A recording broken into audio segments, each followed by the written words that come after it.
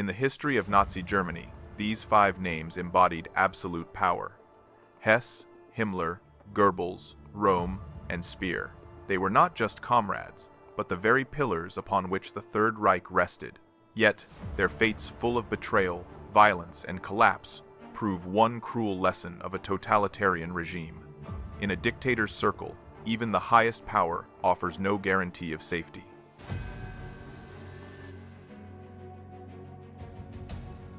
Ernst Röhm, the powerful leader of the SA, Sturmabteilung, was one of Hitler's oldest and most dangerous allies. He commanded a massive private army, loyal only to him.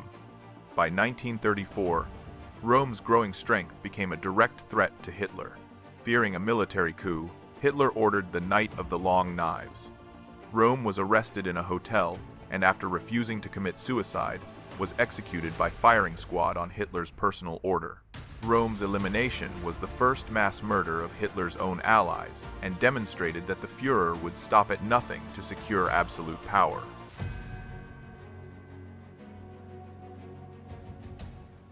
Rudolf Hess, the deputy Führer, was a fanatical and unwavering supporter of Hitler. Yet, in 1941, in the middle of the war, Hess made an unauthorized solo flight to Scotland, hoping to negotiate a separate peace with Great Britain. Hitler was furious, publicly denouncing Hess as a madman and a traitor.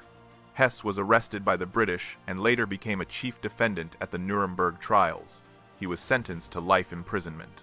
He spent the next 4 decades alone in Spandau prison and died under suspicious circumstances in 1987. His flight marked the beginning of his fall and resulted in the longest sentence served by any Nazi leader.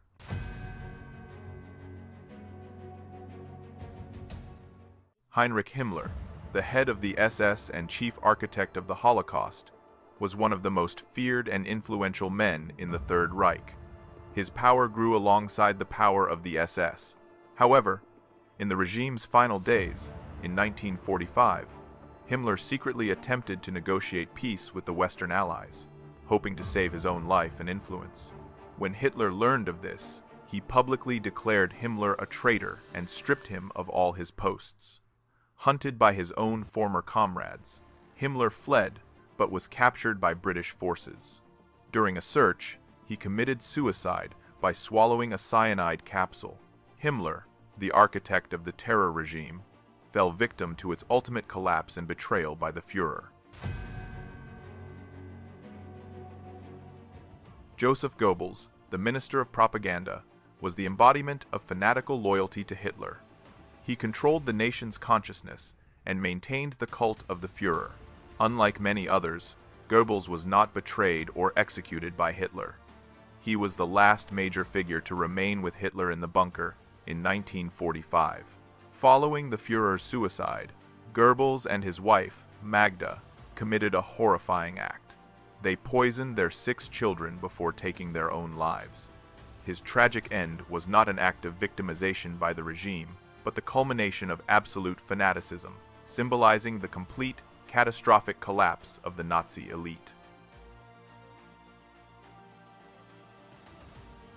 Albert Speer, Hitler's chief architect and later Minister of Armaments, was one of the few in the inner circle known for his organizational skill and intellect. Speer survived the fall of the Reich. At the Nuremberg trials, he became a unique figure by acknowledging his moral responsibility for the regime's crimes and the use of slave labor. He was sentenced to 20 years in prison. Although he avoided execution, his fate became a form of long-term punishment and a symbol that even those who built the system had to face justice.